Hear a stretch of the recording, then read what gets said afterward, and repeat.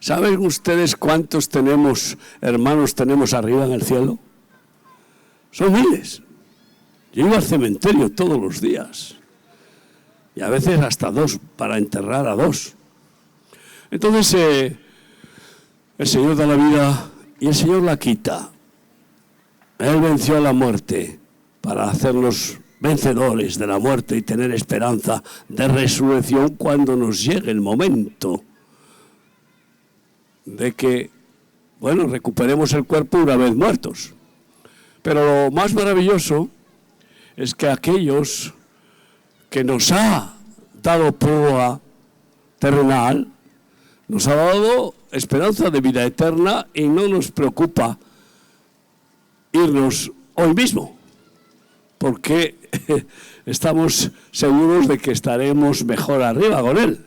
Como decía Pablo, si por mí fuera, el ir con el Señor sería lo mejor, pero por causa de la obra y de las personas prefiero quedarme, ¿no?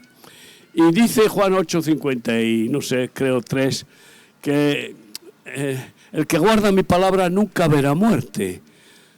Es una maravilla saber que los que tenemos fe en Cristo y queremos obedecerle, una fe viva, una fe con obras de obediencia, si no la fe está muerta, pues no va a venir el ángel de la muerte en el momento en que nos llegue la hora de dejar el envase biológico. Es decir, en el momento en que nuestro corazón se pare y, pues también parada respiratoria, etcétera, y ya está.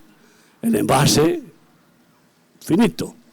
Pero el ángel de la muerte no vendrá por nuestra alma, sino que serán los ángeles del Señor los que vendrán a por nuestra alma y nos llevará arriba, con los que están arriba esperando la resurrección y alabando a Dios en el cielo.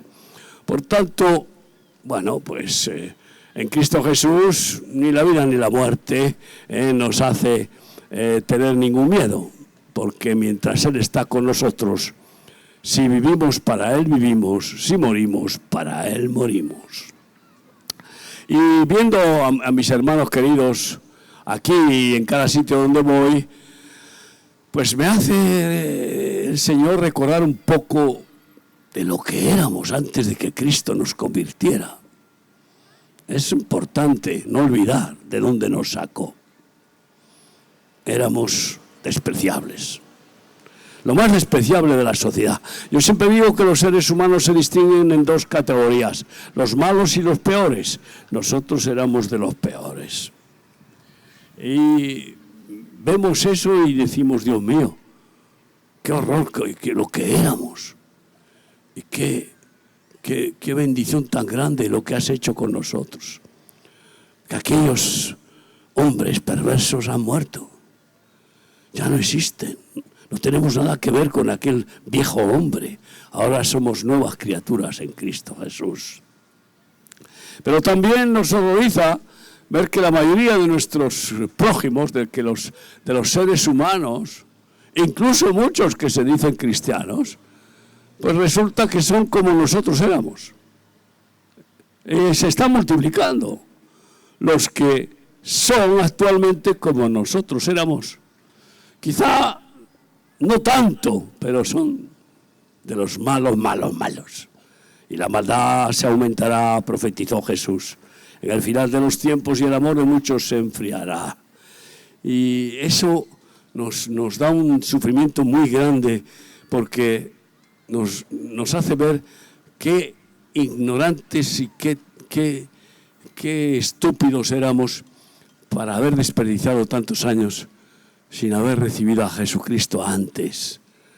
34 años de mi vida tirados a la basura, siendo enemigo de Dios, hasta que Él me cambió. Y nos duele ver tantas personas que, pudiendo recibir un Padre perfecto, pudiendo realmente vivir en comunión con Dios, la verdadera felicidad que solo Él da por su Espíritu, llenándonos cada día de sus frutos de amor, gozo, paz, y sin miedo a nada ni a nadie, dándonos la seguridad perfecta. Digo, qué dolor verles totalmente ciegos en la oscuridad. Y claro, he comprendido que es que el diablo ha matado sus conciencias. No tienen conciencia. Yo había perdido la conciencia de pecado. Yo encima me creía bueno. Porque a mis hijos no les faltaba nada. Venga, todo lo que haga falta. Y a mi mujer. Pero era lo material lo que les concedía, pero les faltaba al esposo y al padre, que no estaba más que dedicado a jugar al póker y a ser un sinvergüenza.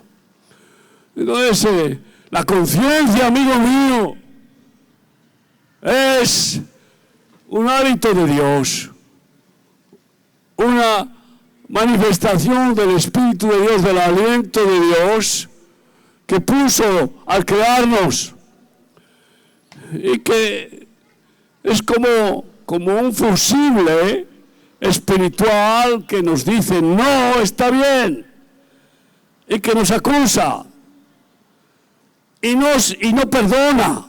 Nunca puede perdonar. La conciencia no la puso Dios para perdonarnos. Solo Jesucristo puede darnos el perdón, pero la conciencia no perdona. Pomba, pomba, pomba, pomba, pomba, pomba.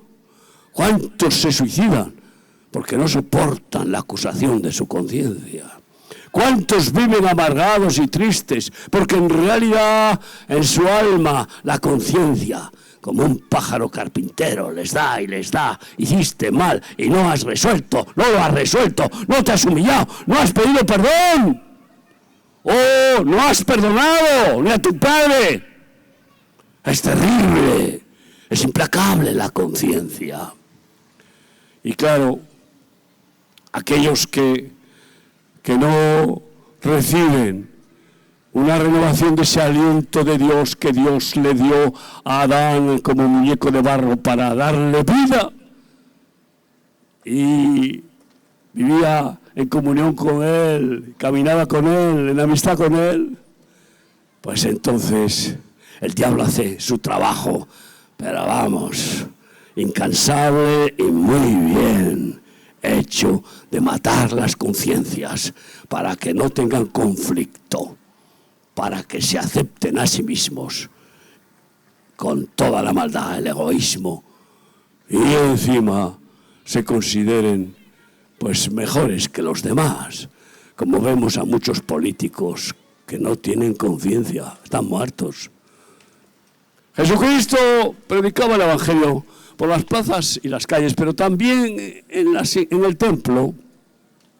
Y como está escrito en Juan 8, del 1 en adelante, estaba enseñando a sus discípulos allí y vinieron los fariseos, los religiosos, esos que han dejado que el orgullo religioso matara su conciencia.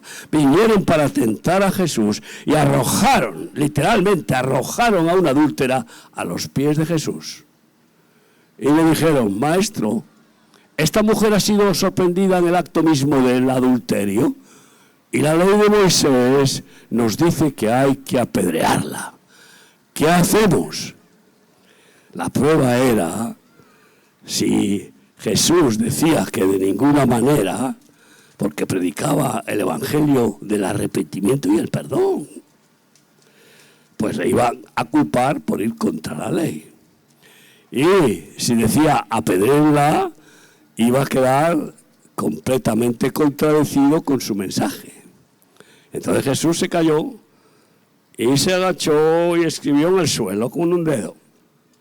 Muchas veces me he preguntado qué escribiría Jesús, porque no lo dice el Evangelio. ¿Qué estaría escribiendo en el suelo con un dedo? Yo creo que estaría escribiendo, pues, avaro. Estaría escribiendo hipócrita, soberbio, blasfemo, idólatra, yo qué sé, incluso fornicario, porque eso eran los que estaban ahí. Pienso yo. El caso es que, como insistieron, Jesús se levantó y dijo: el que esté libre de pecado, que tire la primera piedra. Y volvió a agacharse a escribir con el dedo. Ay, amigo, el dedo de Dios. Si por el dedo de Dios yo echo fuera a los demonios, decía Jesucristo, es que el reino de los cielos se ha acercado a vosotros. ¿Y sabes qué pasó? Esos demonios que usaban a esos hipócritas religiosos no pudieron vencer la respuesta de Jesús a esa tentación, a esa controversia. Y todos, acusados por su conciencia, dice el texto bíblico, yo creo que fueron dejando caer la piedra disimuladamente y marchando. Empezando por los más viejos. Porque cuanto más viejo, más pellejo.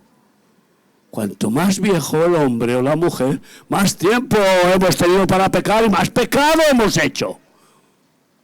Incluso los que estamos regenerados por Cristo, si no estamos atentos, velando y orando, cometemos errores. Quizá, claro, no voluntarios porque ya no queremos pecar si somos de Cristo. Pero incluso cometemos torpezas. Uno de los pecados que más abunda entre nosotros, los hijos de Dios, es pecados de omisión. Por no hacer todo el bien que podemos hacer. Y es tanto el bien que podemos hacernos los unos a los otros. Y eso también es necesario que Dios perdone y limpie, ¿no? Y así fueron saliendo primero los más viejos, acusados por su conciencia, hasta los jóvenes, los últimos. Y se quedó Jesús a solas con la mujer. Entonces Jesús se levantó y la dijo: mujer, ¿ninguno de los que te acusaba te condenó? Y ella dijo: ninguno. Pues yo tampoco te condeno. Ve y no peques más. Y no peques más. Ay, amigo, nunca, por más que le doy vueltas, entiendo lo del confesionario. Dice la palabra de Dios: confesaos vuestras ofensas unos a otros. Pero un confesionario, donde van ahí a un extraño a confesarle sus pecados y que le den como, bueno, pues como penitencia una retahíla de mantras religiosos, incluso de Ave Marías, que son más ofensa que otra cosa. Dios, bendita María. Ay, ¿qué estará pensando? Porque ella espera la resurrección, está en el cielo, que esté montando toda esta marianolatría, ¿no? Y que después, pues, ¿qué hace el que sale del confesionario? ¿Tú crees que si Jesucristo nos sujetara nuestro corazón, por mucho que nos esforzáramos, venceríamos nosotros nuestras concupiscencias, nuestros pecados, nuestra tendencia, nuestro prepucio, el ego? No, imposible. Solo porque Cristo nos da su victoria contra el pecado y el Espíritu Santo nos hace templos suyos, Él nos da el poder de vencer a nuestro corazón, que es más engañoso que todas las cosas. ¿Cómo está tu conciencia, amigo? Porque cada día tenemos que hacer examen de conciencia. Y decía Einstein: nunca vayas en contra de tu conciencia, aunque te lo pidan. El que prostituye su conciencia, pues, ¿qué le queda ya? La dignidad está totalmente perdida. La conciencia es irrevocable. Y qué maravilloso ver a los objetores de conciencia que no quieren participar en abortos ni en eutanasias, pero los están persiguiendo. Allá en Madrid, venga, como es donde más objetores de conciencia sanitarios hay, el gobierno ha exigido que la comunidad autónoma haga un listado, la lista negra de objetores. Y no ha tenido más remedio que hacerla, no quería hacerla. La lista negra. Pues hay una lista negra en este mundo, que son aquellos que hemos sido sacados del mundo, que es lo que significa eclesia, aquellos que han salido fuera. Jesucristo nos ha sacado fuera. Estamos en el mundo, pero no somos del mundo. Y lógicamente el mundo tiene esa lista negra. Los que están contra el mundo se vuelve contra ellos. ¿Pero qué te has creído? Esto es una guerra. Desde Juan Bautista hasta ahora, el reino de los cielos sufre violencia. Y los violentos, los valientes, lo arrebatan y lo establecen.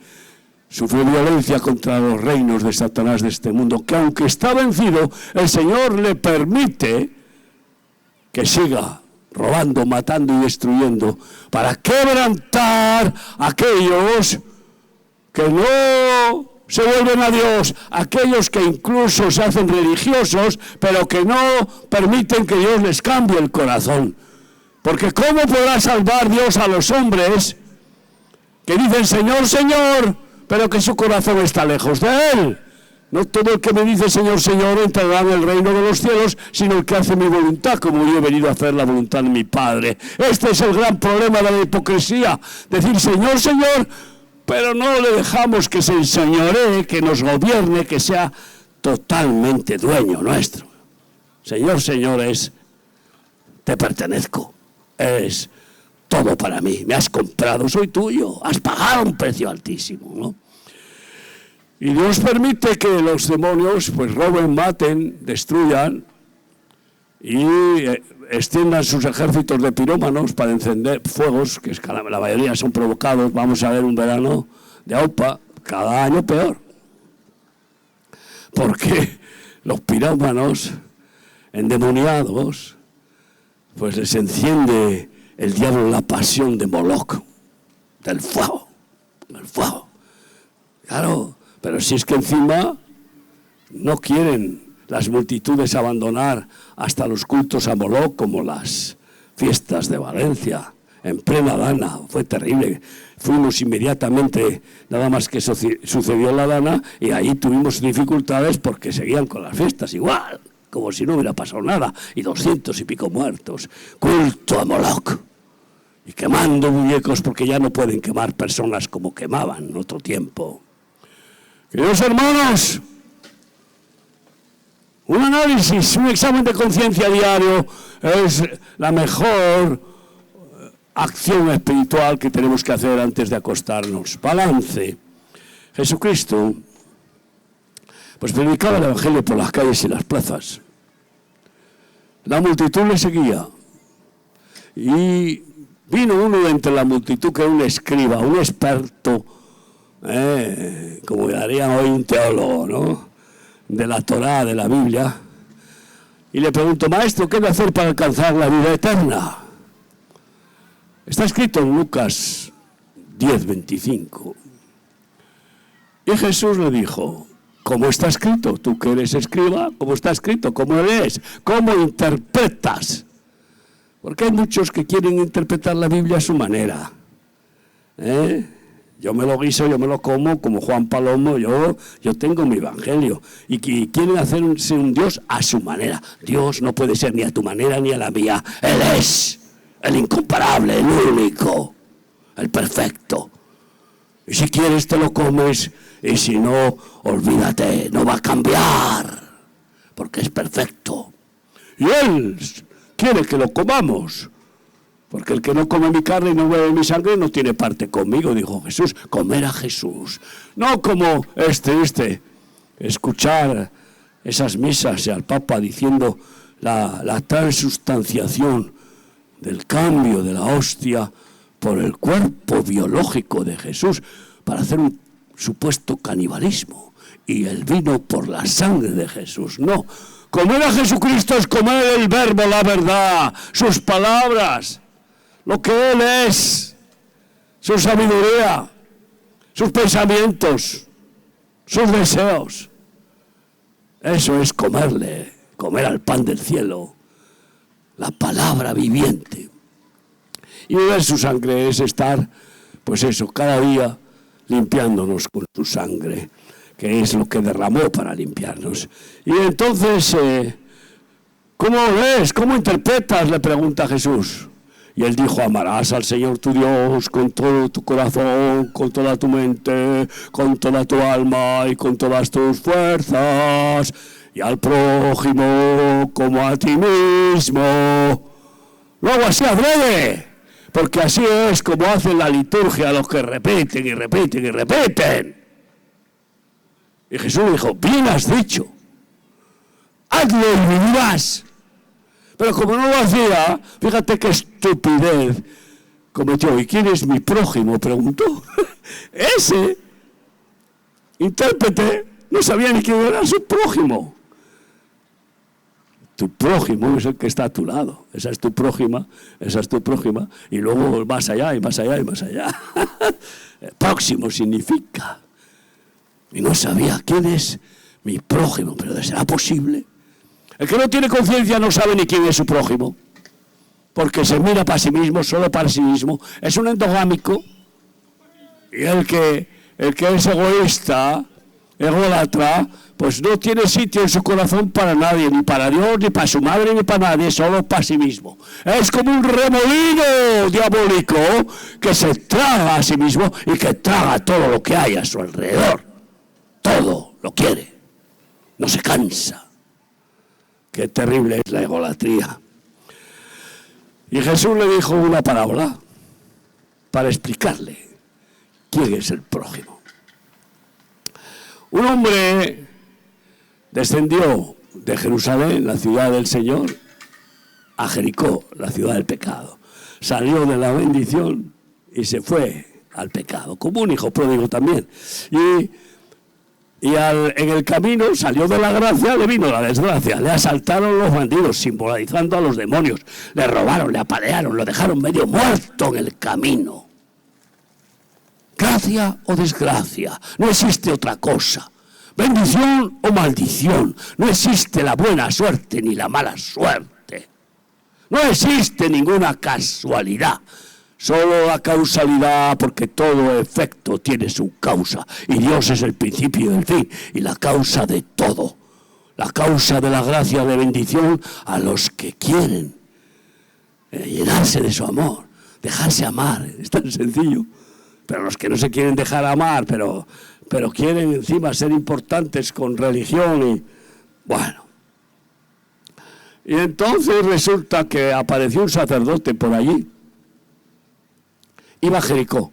¿Qué iba a Jericó ese sacerdote? Aún siguen miles de damnificados por la homosexualidad y la pederastia, la pedofilia de los muchos religiosos que han avergonzado a la Iglesia Católica. Y está creciendo también cada vez más entre los pastores evangélicos. Y bueno, pues todavía no les han indemnizado con todas las promesas y todo eso. Pero ¿qué más da? Resulta que apareció un sacerdote. ¿Para qué iba a Jericó aquel sacerdote? Le estaba prohibido, no podía ir a esa ciudad. Se iba a contaminar. Tú te imaginas, oye, yo voy a evangelizar a sus prostitutas y meterse en un prostíbulo allí con las prostitutas medio desnudas a evangelizarlas. Conocí a un hombre que era homosexual y que decía que Dios le había regenerado y que tenía llamado para ir a evangelizar a los homosexuales. Se creyó tan potente y volvió a caer en la homosexualidad. ¿Pero qué nos hemos creído? Entonces conocí, había un cura que tenía tanta compasión por los drogadictos que dijo, voy a probar a ver lo que es para conocer mejor y saber cómo curarles. Y quedó enganchado a la heroína como vamos, no sé si murió o no. Hermanos, ¿de qué? A Jericó no se puede ir, hombre. El avisado ve el mal y huye de él. No se mete en el mal. Ni con buenas intenciones, que no hay buenas intenciones para ponerte en peligro. Y resulta que el sacerdote vio al malherido y no se movió a compasión, pasó de largo. ¿Qué conciencia tendría ese sacerdote para ver un muerto ahí medio muerto y no tener compasión? Pues la conciencia muerta. No tenía la conciencia. Y pasó de largo. Apareció un levita, uno de los expertos también, teólogos ya de más categoría, y se acercó a aquel lugar, yo creo que para echar una mirada desde lejos, mirar a Jericó. ¡Ay! Como la mujer de Lot añoraba Sodoma y miró hacia atrás. ¡Ay! ¿Cuántos miran hacia atrás? ¿Cuántos echan de menos el pecado? ¿Cuántos? Y caen por eso en la tentación. No se puede mirar atrás. El que toma el arado y mira hacia atrás no es digno de mí. Nunca mirar atrás. Puestos los ojos en Jesús, el autor y consumador de la fe, vamos hacia adelante, hacia la meta, sin mirar nunca atrás. Y ese levita vio al malherido y pasó de largo. También qué conciencia tenía. No tuvo compasión. Pero un samaritano que tenía que pasar por allí, no iba a Jericó, iba a otro lugar y pasaba por allí. Cuando vio al malherido, pues enseguida se movió a compasión. Fue a él y le curó las heridas con aceite y vino. Aceite, símbolo del amor, que todo lo cura. El amor todo lo cura, sobre todo lo que es incurable. Lo que es incurable, que es el alma herida. El amor de Dios la cura. Y vino, que simboliza pues lo que desinfecta las heridas y que limpia, que es la sangre de Cristo, y purifica. Y lo vendó con esas vendas que simbolizan el amor fraternal, el cuidado, y lo puso en su cabalgadura. Una cabalgadura entonces valía más que un Mercedes hoy, y además para ponerlo en su cabalgadura él tenía que ir a pie. Sacrificó todo porque la conciencia le decía, no puedo dejar a este hombre así. Y lo llevó a un mesón y le dio no sé cuánto dinero al mesonero y le dijo, toma todo este dinero y cuídamelo que no le falte de nada. Y cuando venga por él, si te debo algo te lo pagaré. Esos mesones son, en realidad, y esa parábola para nosotros es uno de los pilares fundamentales de nuestro ministerio. Las comunidades de primera fase de remar son como esos mesones del buen samaritano. Y entonces después Jesús le preguntó al escriba, ¿cuál de ellos fue el buen prójimo? Y él dijo, el que obró con misericordia. Bien has dicho, ve tú y haz lo mismo, haz lo mismo. Ten conciencia limpia de solidaridad, de amor al prójimo, de compasión, de misericordia. Y hoy muchos no la tienen porque no tienen tiempo para ayudar a los demás. Hoy en el desayuno de amigos yo les dije los cambios que hay que hacer, hay que cambiar tiempo por amistad, porque el tiempo se valora demasiado, es tan escaso, pero la amistad es mucho mayor que el tiempo. Sacrificar tiempo para hacer verdaderos amigos. Así que 3 personajes con una conciencia diferente, y el buen samaritano tenía la conciencia de compasión, de misericordia. Esa conciencia limpia y amorosa solo la puede tener el que ha experimentado la conversión que da Cristo. Si no, es imposible. Siempre habrá excusas. Siempre que si no tengo tiempo, que si esto, que si lo otro, que si no me llega para poder ayudarte, y no me llega ni para dar los diezmos, como hoy hay muchos que van a los cultos y nunca les llega. ¿Por qué? Porque gastan más de lo que deben o porque no buscan a Dios. Porque si buscas primeramente el reino de Dios y su justicia, todas las demás cosas te son añadidas, no hay excusa. ¿Cómo estamos con la conciencia? Porque el peligro está para todos. Saúl fue ungido. ¿Y cómo acabó? Con una mala conciencia. Una mala conciencia. Prefirió honrar a sus ejércitos antes que a Dios. Y acabó suicidándose. Y quiero terminar con otra parábola de la conciencia también, que he experimentado en algunos, por los que yo he orado. Un padre tenía 2 hijos. Y uno de los 2 hijos, el hijo menor, un día le dijo a su padre: Padre, dame la parte de los bienes que me corresponde, la herencia. Esto puedes leerlo en Lucas 15, 11, creo. Y el padre, pues sufriendo, pero le dio la herencia que tenía.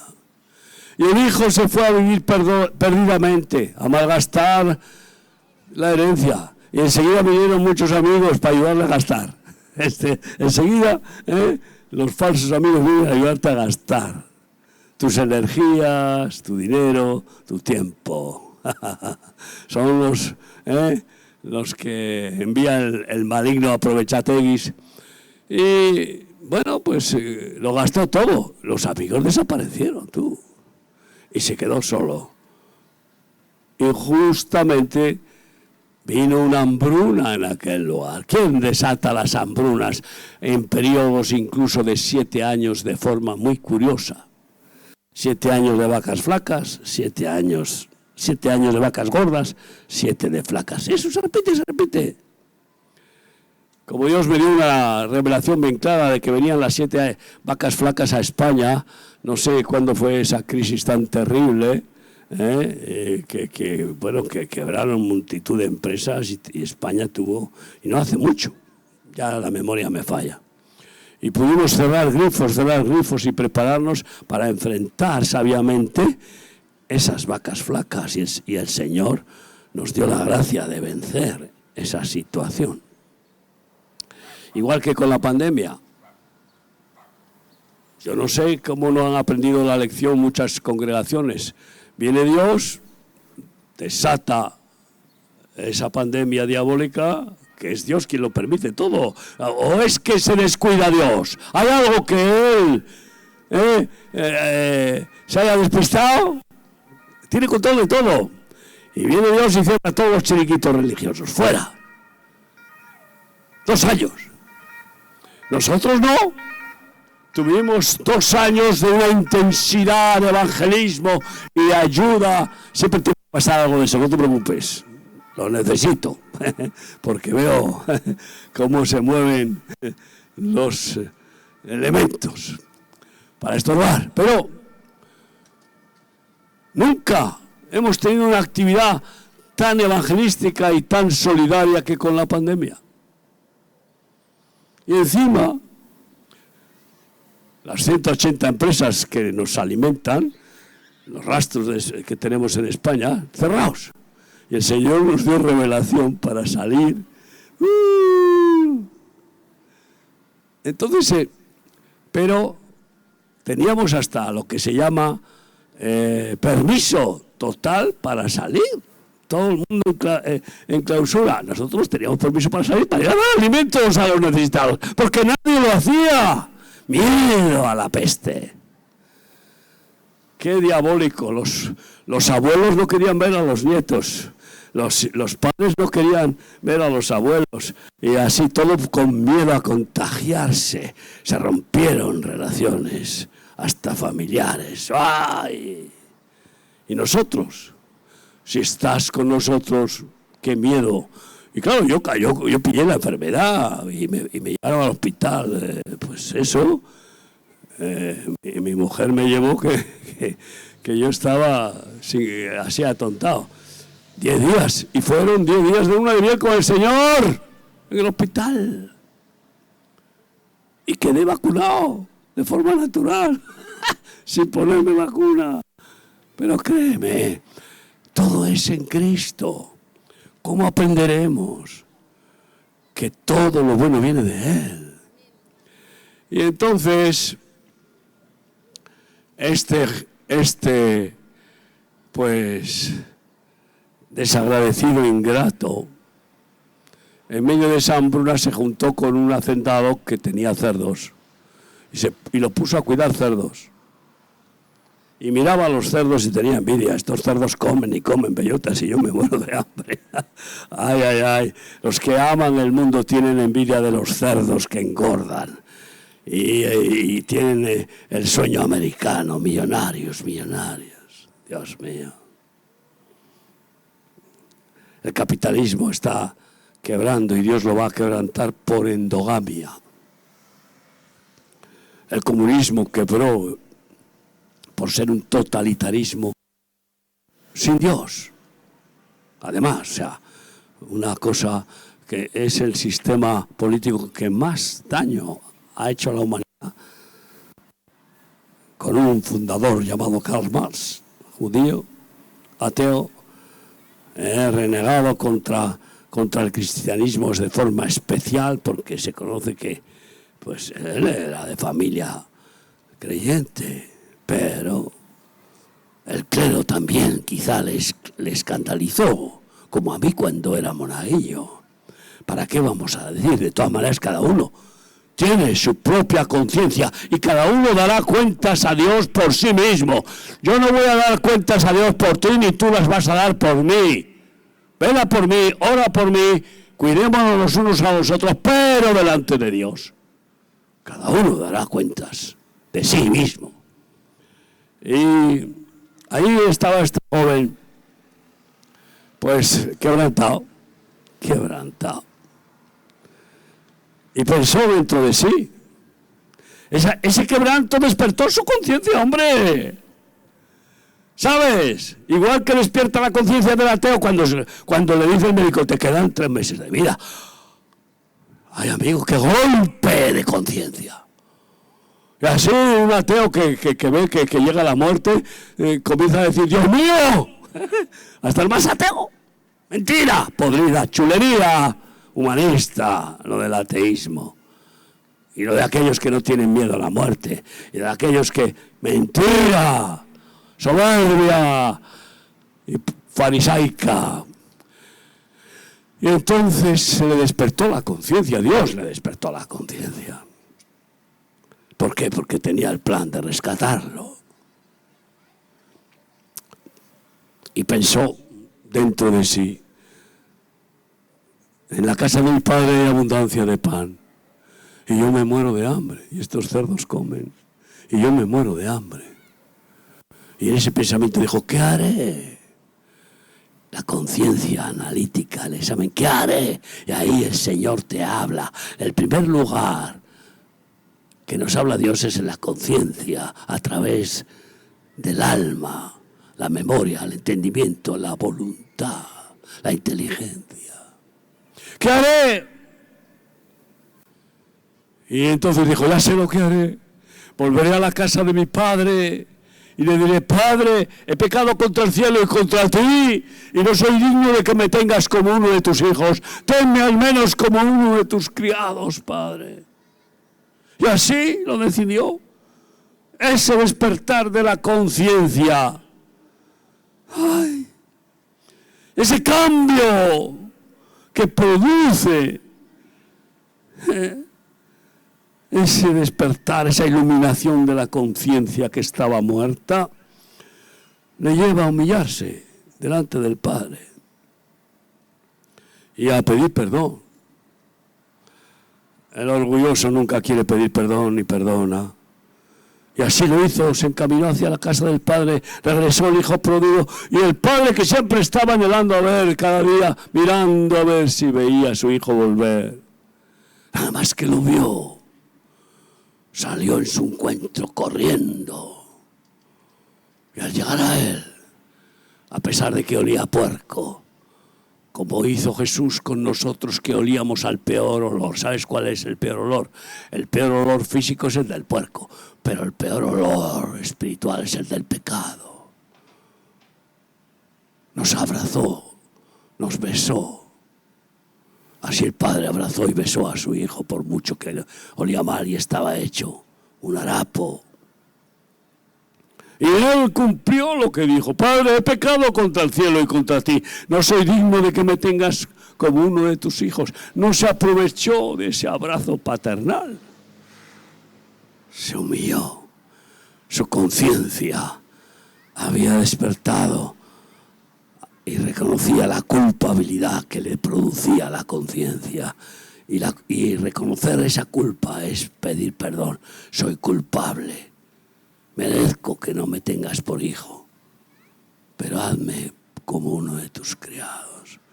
Y el padre enseguida llamó a sus siervos y les dijo: traedme vestido blanco fino de lino y vestirle como un príncipe, y calzadle el apresto del evangelio, y ponedle anillo en el dedo, anillo real de oro. Y matad al becerro majordo y hacer gran fiesta, porque mi hijo se había perdido y ha sido hallado. Estaba muerto y ha resucitado. Así hay más fiesta en el cielo cuando un pecador se arrepiente que cuando entran 100 justos. Y sigo orando todos los días por los hijos pródigos. Hay muchos, incluso hijos de pastores. Y aquí hay algún hijo pródigo. Siempre sé que hay algún hijo pródigo. Alguno que está cerca, pero no del todo dentro. Que está, pues eso, atraído. Que le gusta el Evangelio, que le gusta Cristo, pero no demasiado. Entonces, un contigo y sin ti no puede ser ese doble ánimo. Es hijo pródigo aquel que no está totalmente viviendo en comunión con el Padre y queriendo hacer su voluntad. Porque el cristiano que no trabaja para el Padre eterno, ¿para quién trabaja, joven? ¿Para quién trabaja? El cristiano que no trabaja para Cristo, ¿para quién trabaja? ¡Claro! Así que tú te imaginas el hijo pródigo después de que volvió a casa, que volviera a marcharse. Vamos, antes muerto. Yo digo: Señor, antes quítame la vida de que yo vuelva a ser aquel pellejo, aquel viejo hombre. Nunca, por nada. Eso es lo que es estar consagrado a aquel que lo dio todo por nosotros. Y por eso hoy te invito a que hagas examen de conciencia. Claro. Sí. ¿Cómo está? Claro. Si hay algo en nuestra conciencia que no está limpio. Dice un proverbio español castellano: no hay mejor remedio para el insomnio que una conciencia limpia. No hay mejor remedio, la paz. Si la conciencia te picotea, te acusa de algo, pues es que necesitas ser limpiado y perdonado.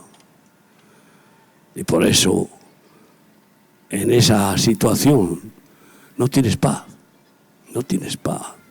Quieres olvidar, quieres dejarlo, quieres pasar página, quieres. Y no vas a poder.